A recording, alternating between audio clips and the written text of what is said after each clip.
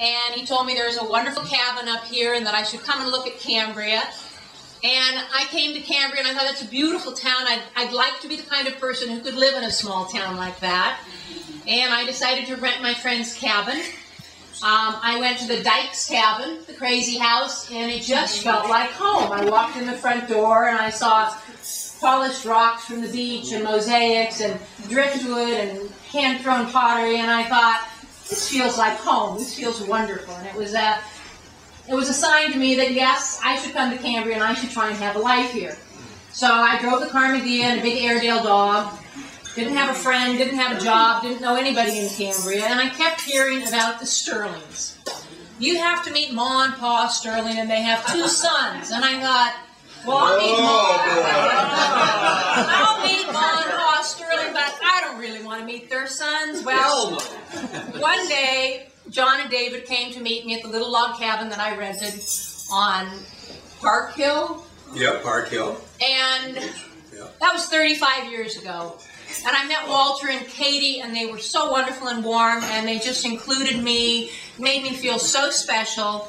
That was 35 years ago. 32 years ago, I became a Sterling girl. So I am still Ora Sterling.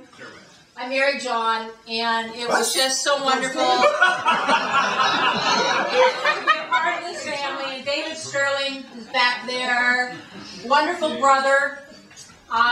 The Sterling family showed me a life here in Cambria that was just beautiful, rich, full of fabulous people, artists, friends. A lot of them have left us, unfortunately, the Papashvilis, all of the Dykes. I just had wonderful times here, and there were wonderful parties and picnics and meals, and Walter and Katie were such a team, and David and John were the other team that helped pull off all of the wonderful events that happened in and around this home.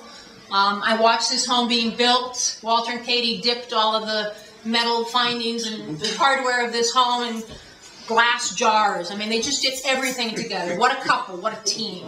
They were fabulous. Katie was a master at throwing a party. Her frozen Swedish meatballs in the freezer. She told me she could make a party happen in 45 minutes, and she was so used to doing it down in Claremont. I think one of my favorites were those stuffed bell peppers. They were so delicious.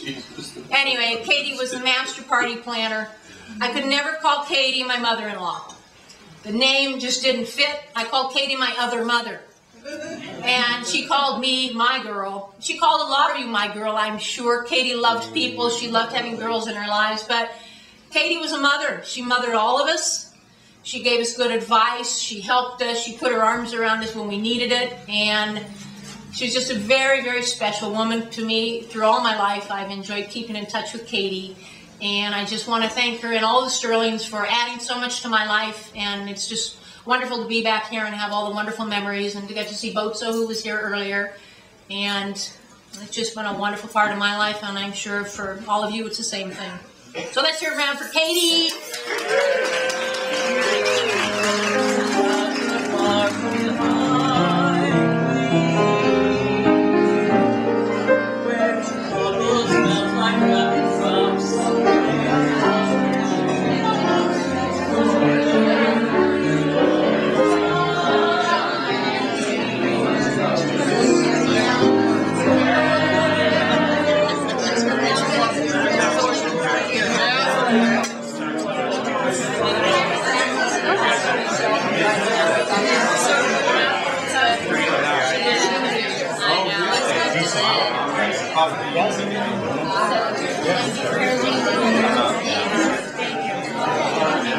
How are you doing? It's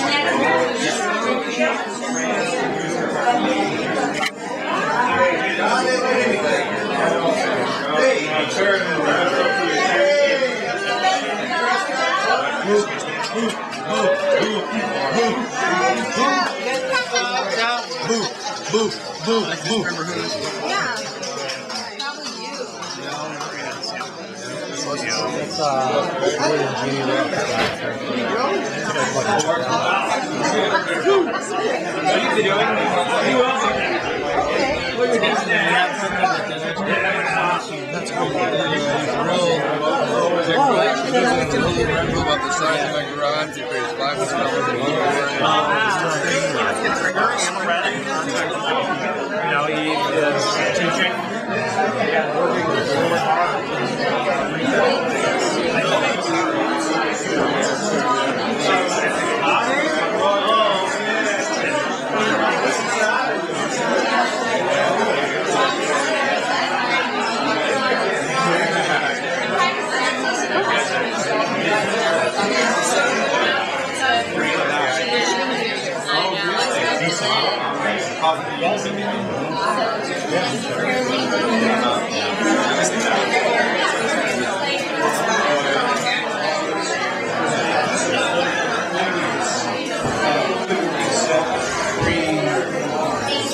Lunches and dinners.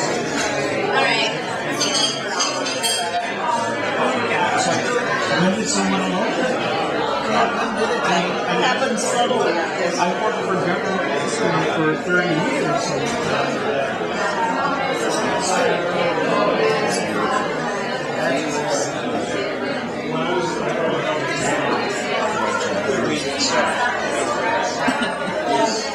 I thought you were trapped in the flowers.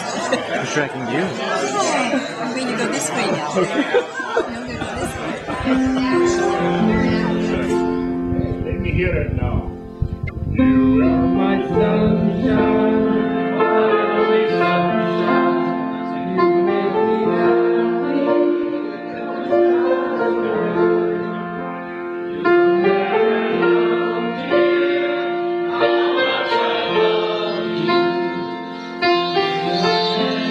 My sunshine. Well, we lost the sunshine, but we did not lose it. She'll be with us the rest of our lives. Thank you.